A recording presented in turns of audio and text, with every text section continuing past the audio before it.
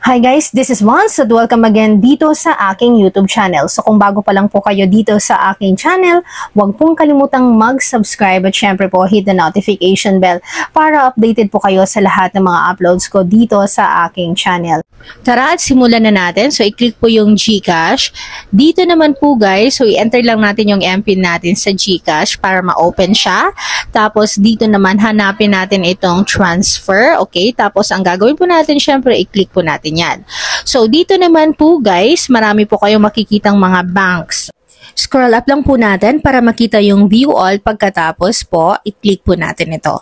Siyempre, kapag i-click mo, makikita mo lahat ng mga bangko na pwedeng pag-transferan. Pwede din po dito sa taas guys, dito sa search, i-click mo lang siya.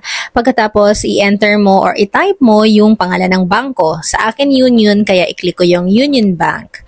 Tapos, ito po yung makikita. Una pong makikita dyan yung amount. So, i-enter ko lang yung amount na ipapadala ko or ililipat ko.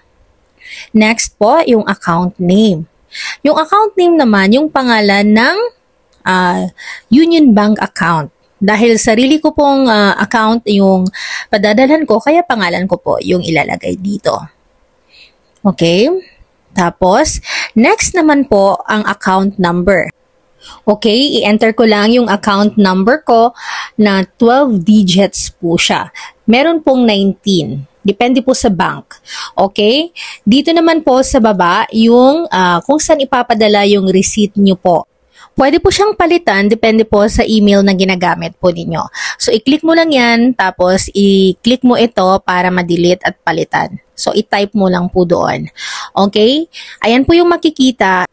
So, next na i-click po natin dito is ito pong send money. Ayan po.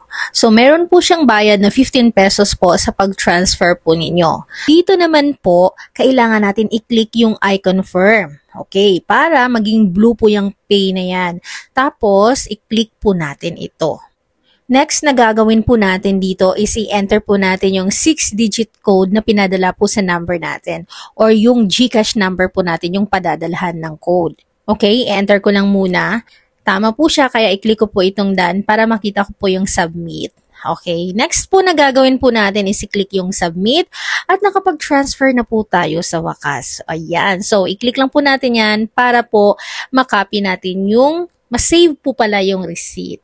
Kung may tanong po kayo, comment lang po sa baba. At sa mga hindi pa po nakasubscribe, please subscribe na po kayo para po updated po kayo sa lahat ng mga uploads ko po dito sa aking channel. Maraming salamat po sa pagsuporta po ninyo sa aking channel kahit po ang tagal ko pong nawala.